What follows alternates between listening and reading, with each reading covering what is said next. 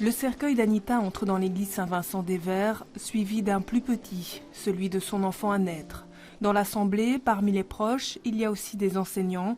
Les professeurs qui ont formé la jeune femme au métier d'infirmière sont incrédules. On a un souvenir d'Anita qui est un souvenir de fille vraiment rayonnante, avec beaucoup de valeurs et vraiment avec des difficultés de parcours. Elle en a eu beaucoup, mais quand même elle restait quelqu'un de vraiment tenace, d'agréable. C'est pour échapper aux flammes qui ravagent l'appartement du foyer Scarbécois rue Séverin qu'Anita, enceinte, saute dans le vide le 17 janvier dernier.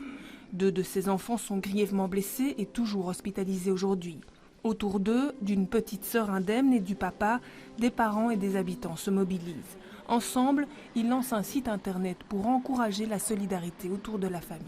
Le but du site était de collecter, de rassembler toutes les aides qui ont été, je dirais, proposées à la famille ou tous les soutiens en tout cas, qui ont été proposés par les habitants du quartier à la famille.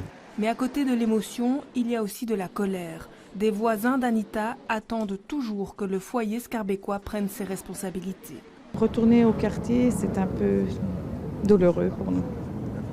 Pour mes filles aussi, qui sont amies avec Kejanov. Je vois bien comment on délaisse, comment on a laissé pendant des dizaines d'années des logements vides se détériorer, qu'on n'a pas écouté les locataires, qui même quand ils préviennent le foyer Scarbécois, on ne les écoute pas parce que c'est des gens qui ne savent pas se défendre souvent. Et ça, c'est vrai que c'est une situation qui dure depuis des années, mais maintenant beaucoup de voisins ne veulent plus se laisser faire et je pense qu'ils veulent vraiment qu'il y ait des rénovations profondes de ces logements qui soient faites. Pour que la mort d'Anita ne soit pas vaine, c'est aussi l'espoir de ses proches.